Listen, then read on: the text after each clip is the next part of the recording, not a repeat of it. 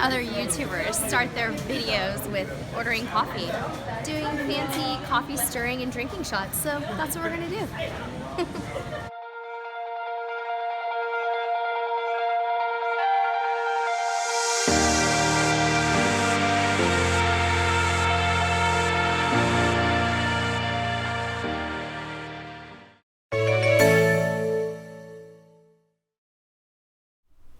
Hey cruisers, welcome to the weekly vlog. We are on location for a little business travel this week and wanted to bring you our vlog anyway, so pardon our surroundings, pardon my lack of lighting and filtering. We're really happy to say that this episode is sponsored today by cruiseline.com, where you can compare prices from several cruise sites with their easy to use cruise search feature. Be sure to check it out. So this week we have a ton of questions to answer from you guys from our YouTube and Facebook channels. We're going to get right into it, and then we're going to close our episode today with an awesome tip from one of our longtime subscribers. So let's see who we have today and what our questions are.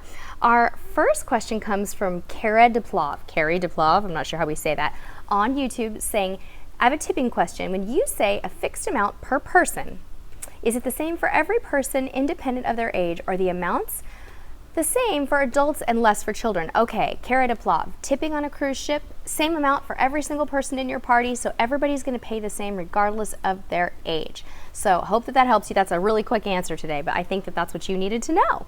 Kai Shea has a fun question for us, saying, I wonder if anyone has bumped into or came across Cruisetipstv crew on a ship before. Would like to see a video or pictures with your fans. Yes, we do bump into people on cruises all the time, and it's a total highlight for us. We love it. We don't generally take pictures and video of other people on the ship, because then we'd have to have you sign a release form, and you do not want to have to do that, and generally speaking, we forget to take them with us.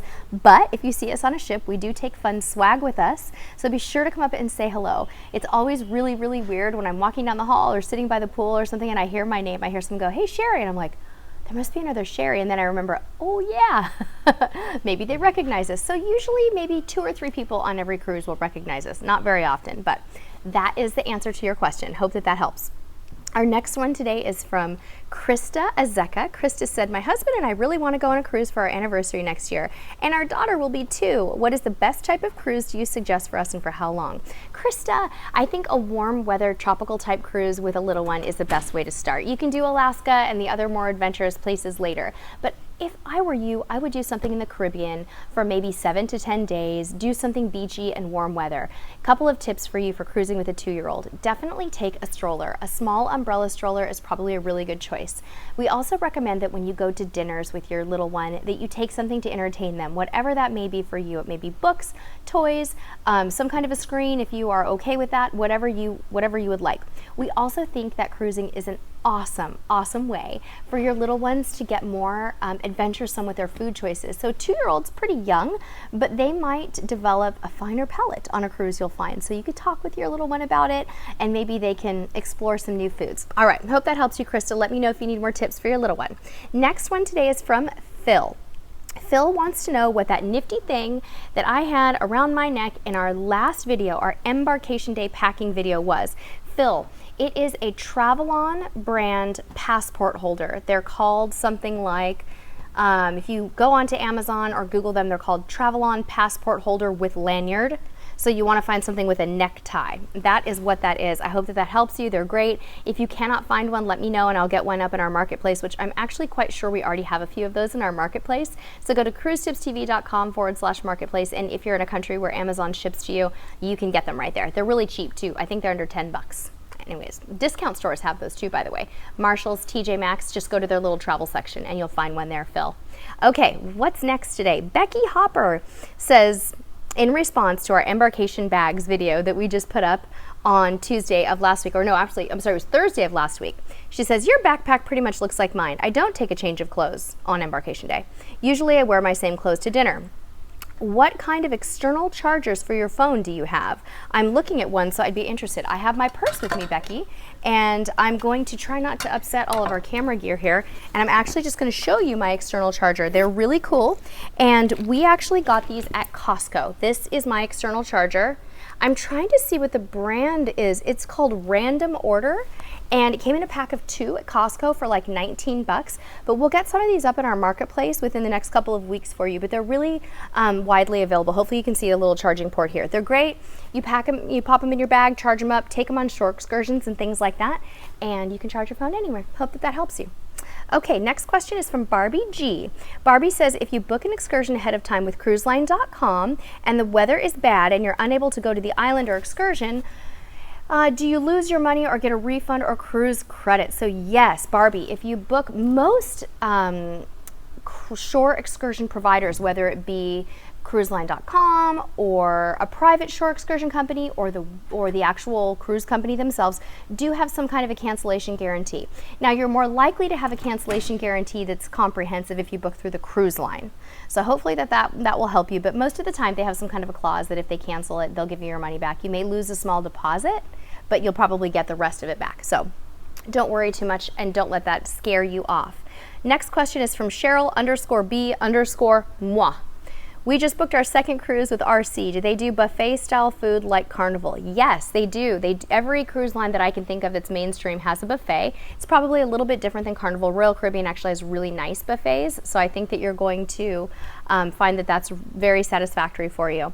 Also, second question from Cheryl B is, at port, when you go onto the ship, is the boarding process the same like at check-in and security? Yeah, when you get back onto the ship, Cheryl, it's a little bit like the first initial security screening where you do have to put your luggage through a security screening belt and an x-ray belt, so they're making sure that you're not bringing alcohol or weapons or anything that's forbidden back onto the ship. It's not quite as comprehensive as check-in, but they will have you pop your cruise card into the little machine to make sure that they know who's getting back onto the ship and have you put your bags through and put you through a metal detector. So it's a lot like that, but it's quicker, usually a lot quicker. Hope that helps. Racer Girl 88 says, how about doing a video on what your son takes in his backpack?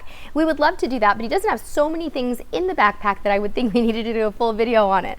So Racer Girl, I'm just going to give you the scoop on what's in his backpack. He's 8 right now, and he's really into Harry Potter. So the #1 thing in his backpack is like the 6th or 7th book in the Harry Potter series. It's like this thick, so it takes up half of his backpack. And he also has an iPad. That's what he likes to take. He has educational things on the iPad, and he also has fun video games that he likes to play on the iPad, so that keeps him busy when we're at long, boring dinners sometimes. He'll also take, we have kind of a fun little frog that we take with us on every cruise. It's a really long story, but if you watch our cruise vlogs that are coming up next month, you'll see Froggy make an appearance. I know he's 8 years old, but he does still have a favorite little, like, it's more like a cruise memento than it is a toy for him. It's like a tradition for us. Sometimes he'll take markers and things like that to color with during dinner or to do some art with, but sometimes not. He's getting to be a little bit more of a big boy now, so he's not really into crayons or anything like that. But just a few things to entertain him, as well as all of his sunglasses that he'll need on the journey. His backpack is really small. It's only like this big, so he can't fit that much stuff in it, and I don't like him to get so weighed down with it that he doesn't want to carry it, so we keep it light and really practical. That's a great question. Thank you for asking. Next question today is from C. Stewart. Hi, Sherry and viewers. My husband and I, along with another couple, are going on Oasis of the Seas. Now, they are having a hard time, you guys, finding a Jeep rental in Cozumel. And they're wondering if anybody knows about a Jeep rental in Cozumel. It could even be mom and pop. So let's help C. Stewart out. Next question today is from, let's see here, this is from Anne Bransich Ringlian on Facebook. Sherry, big fan of your blogs and videos. Question on tipping. For example, when you were on Star Princess and took the excursion where you swam with the whale sharks and you had basically the whole boat to yourself, how much did you tip for something like that? And what would you tip if there were 20 or so other people? That's a really good question, Anne. Tipping is really very personal and very discretionary, so you have to decide. When we are in Mexico, we generally like to tip about, if we're on a large excursion with other people, $10 to $20 for our party at the end of the excursion, if it's maybe a 3 or 4 hour excursion.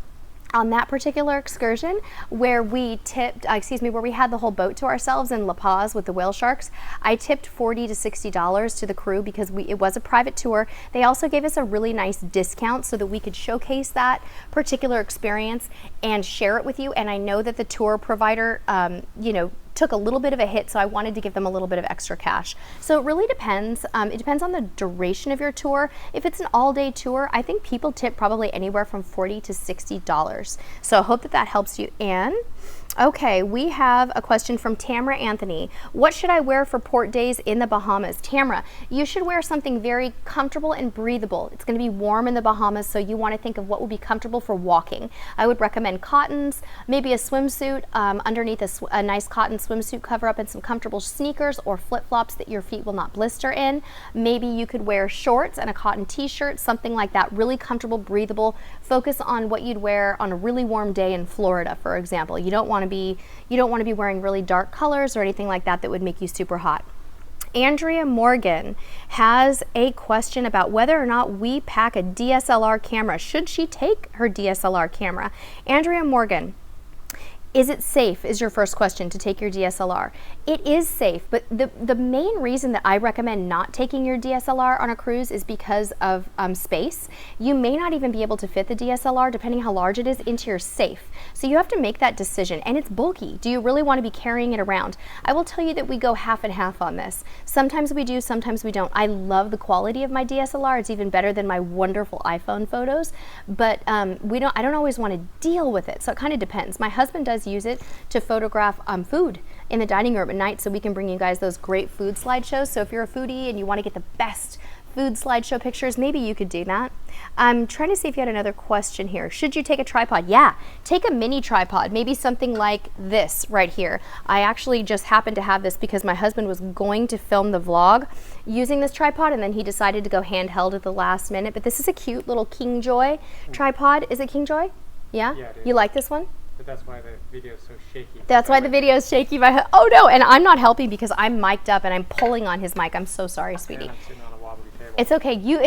We're doing a vlog here, guys. It's okay, right? Tell my husband it doesn't have to be perfect. So anyways, yeah, take a mini tripod with you. Something really stable and lightweight would be a good idea, Andrea, and let me know how it goes. We're total photo bugs ourselves, so I want to hear how it goes for you. We have a really awesome tip today from Cruisetipstv's Packing Ninja, also known as SoCal Seth. Been with us from the very beginning of Cruisetipstv for almost 4 years and has a really good response to our last week's Pack With Me for a Cruise Embarkation Day video. Seth is telling us how he packs, and he always has really succinct, great tips for you guys. So this is our last tip for the day, and then we're going to sign off. Here's what Packing Ninja says. He says, my embarkation day is actually similar, though for packing in general, I pack my clothes and toiletries into a duffel bag that fits under the seat on the plane. Then I have an empty rolling suitcase that I pack my day bag with electronics in. I fly to port a day early, make a store run for the things I need more than carry-on size of. I love that tip, you guys. Go to the store when you land. Don't take all your liquids with you, right? Sunscreen, toiletries, whatever. Then he rearranges his bag so he has what he needs just in case the room isn't ready for a few hours.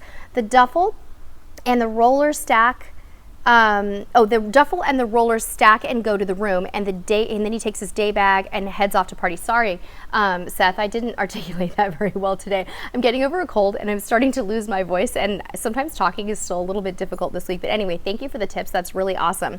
I hope that you guys enjoyed this spontaneous on-location vlog. Special thanks to our awesome sponsor, cruiseline.com. You see that I got my new shirt here. I earned it from the Cruise Line Crew program. I'm really excited. Writing reviews, posting photos, all that good stuff can get you some cool swag, and I'm really happy to say that I just got this shirt in the mail the other day. So be sure to check out cruiseline.com in the link below in our notes. Leave us lots of comments. Tell us where you're cruising. Let us know what your episode requests are. And thank you so much for watching. Until next time, we'll see you on the high seas. Bye. Cruise around the week.